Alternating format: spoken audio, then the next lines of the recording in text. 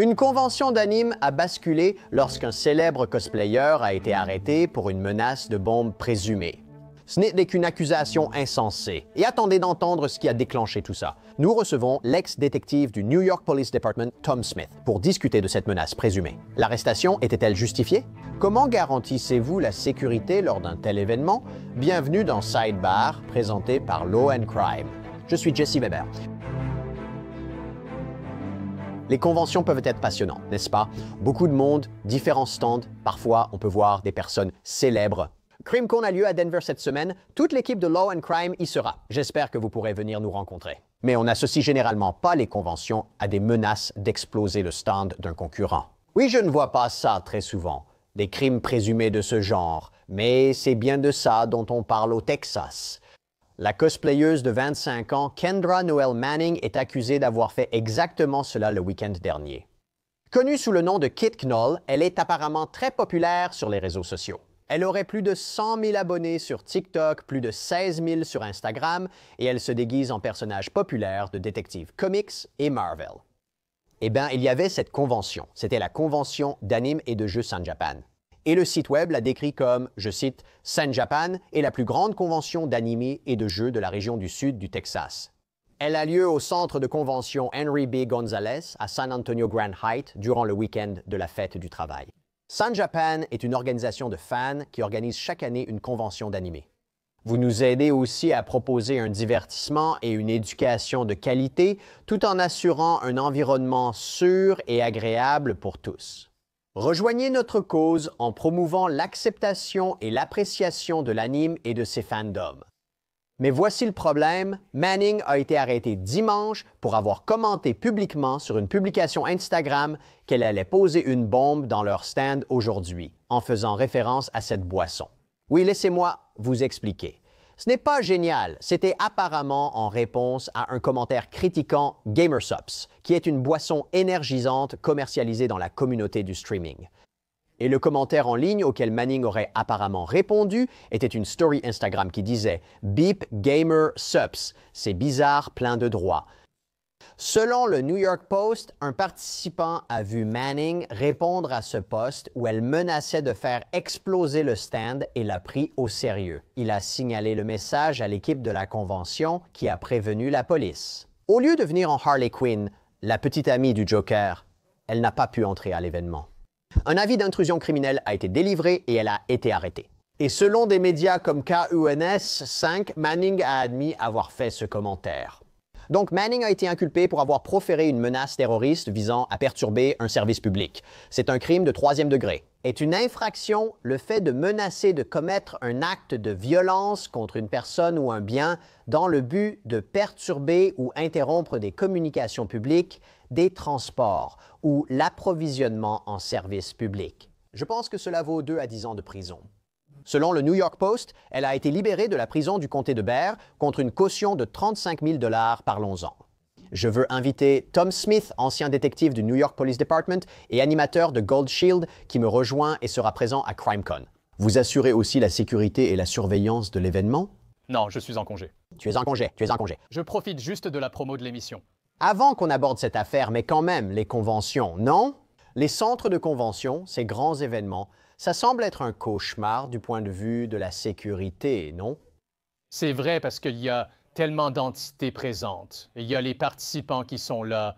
Il y a la sécurité extérieure. Il y a les visiteurs, les invités, les événements spéciaux qui ont lieu. Donc, il y a beaucoup de couverture nécessaire en matière de sécurité, à la fois à l'intérieur et à l'extérieur. Il y avait 30 000 participants à cet événement, n'est-ce pas? Comment garantissez-vous la sécurité? Comment faites-vous? Vous faites de votre mieux pour réussir. Vous tentez de contrôler un maximum de personnes, vérifier les sacs, les détecteurs de métaux pour éviter l'entrée d'armes. S'il y a des chiens policiers ou des chiens renifleurs d'explosifs disponibles, ils seront sur place. Vous montrez autant que possible que vous offrez un sentiment de sécurité pour que chacun profite, se détende et n'ait pas à s'inquiéter. Est-ce que vous vérifiez les comptes sur les réseaux sociaux, l'activité en ligne des participants, des personnes présentes, ou est-ce que c'est tout simplement impossible à faire? C'est difficile à faire avec ça. Autant de personnes et probablement sur une gamme aussi large de comptes de réseaux sociaux que ce serait assez difficile à faire. Et quel est le rôle du public dans tout ça? Je veux dire, ici, il y avait quelqu'un qui a vu le commentaire et l'a signalé à la direction. Ils ont alerté la police. Voyez, signaler, est-ce crucial lors de telles conventions? Oui, absolument. C'est indispensable. Au quotidien, je suis heureux que quelqu'un l'ait fait, car il faut prendre ces menaces au sérieux, qu'elles soient en ligne ou en personne.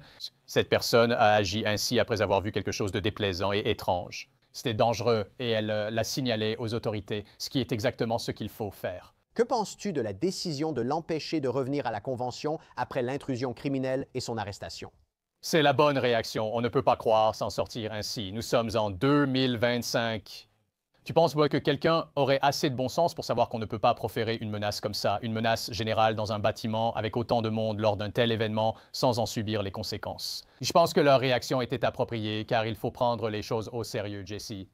Vu la situation mondiale et nationale actuelle, il serait pire de rester inactif car les conséquences pourraient être dévastatrices.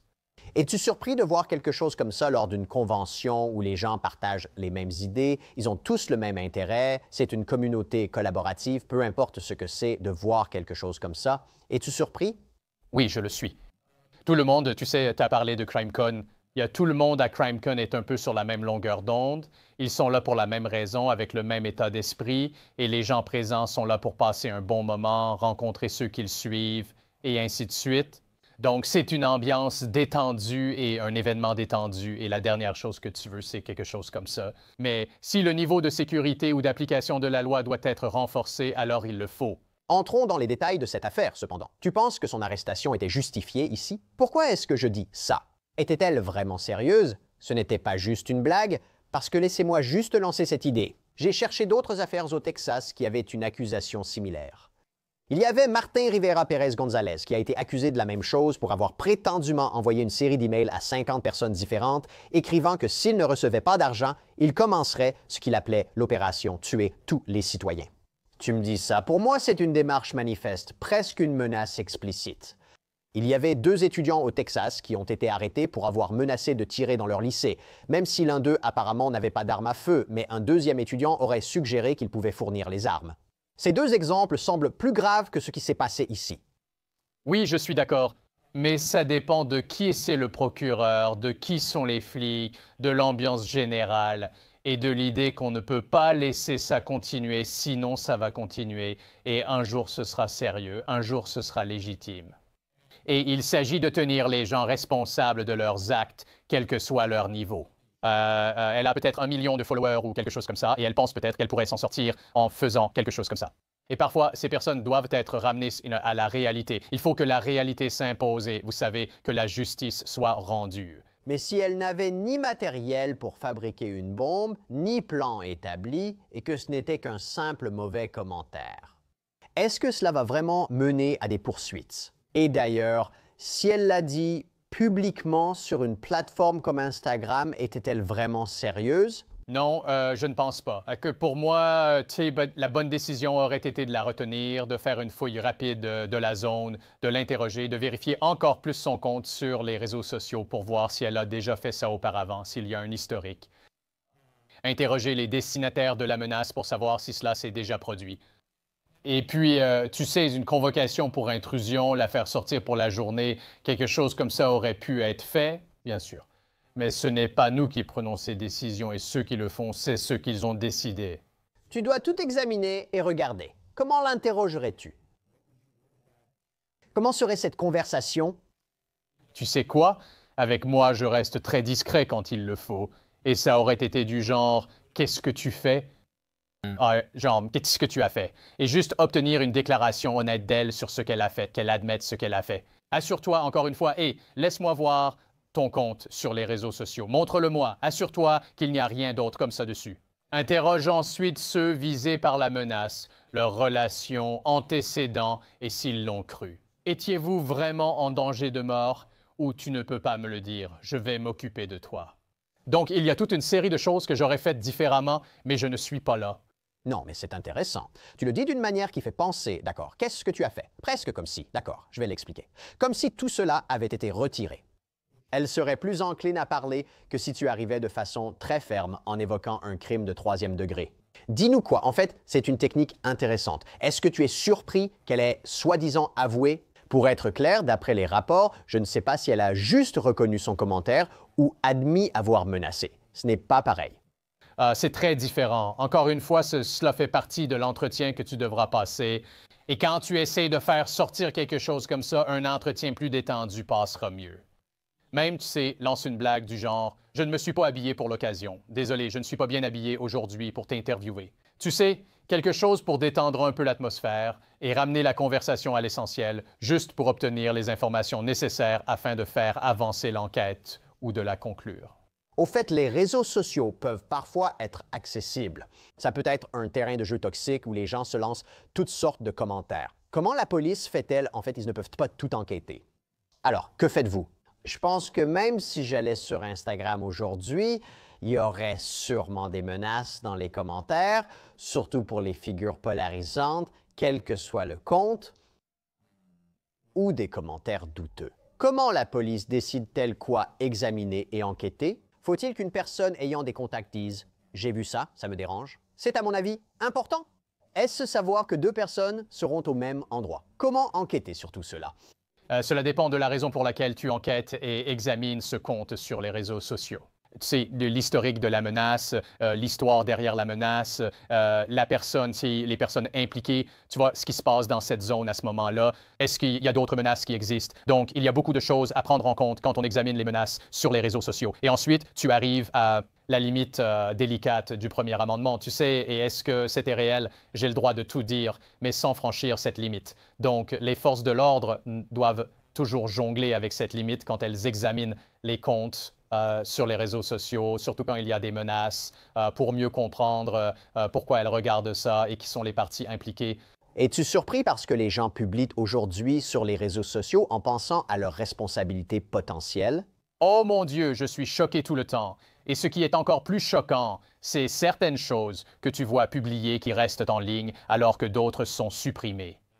Donc, il y a cette bizarrerie dans le monde des réseaux sociaux concernant ce qui est réellement une menace ou ce que ces plateformes considèrent comme une menace, que ce soit en le bloquant, en le supprimant ou en le laissant passer. Elles ont donc aussi la responsabilité de filtrer ce qui est publié sur leur plateforme pour réaliser ou déterminer si c'est une menace, si c'est réel ou si ce n'est qu'une déclaration. Quelle est la prochaine étape de l'enquête? Vous avez évoqué les interrogatoires, mais surveille-t-il Manning pour voir ses actions suivantes? Il pourrait avoir quelqu'un, vous savez, qui lui dit bonjour lors d'une autre convention ou quelque chose comme ça, juste pour s'assurer que ça ne se reproduise pas. Est-ce que je pense qu'elle va tirer une leçon de tout ça? Je l'espère, parce qu'elle reçoit peut-être une piqûre de rappel que les menaces sont prises au sérieux et qu'elles doivent être vérifiées jusqu'au bout. C'est inquiétant de voir cela lors d'un grand événement public, mais toi et moi participerons aussi à un événement CrimeCon. J'animerai un panel avec Ashley Banfield, Elizabeth Milner et Anjanette Levy sur Luigi Mangione. Tu seras aussi présent pour Gold Shields, non? Oui, c'est ça, j'ai hâte. Cette année, nous serons sur Creator Row, une invitation très importante pour nous et on a vraiment hâte. Beaucoup de personnes rencontrées sont devenues des amis. Ils seront tous là, donc ce sera super. Ravi de te voir là-bas, hâte d'y être. Merci Tom Smith pour ton temps. C'est toujours un plaisir, Jesse, merci. Et c'est tout ce que nous avons pour vous pour l'instant ici sur Sidebar. Merci beaucoup à tous de nous avoir rejoints et, comme toujours, abonnez-vous sur YouTube, Apple Podcasts, Spotify ou partout où vous écoutez vos podcasts. Je suis Jesse Weber, je vous parlerai la prochaine fois.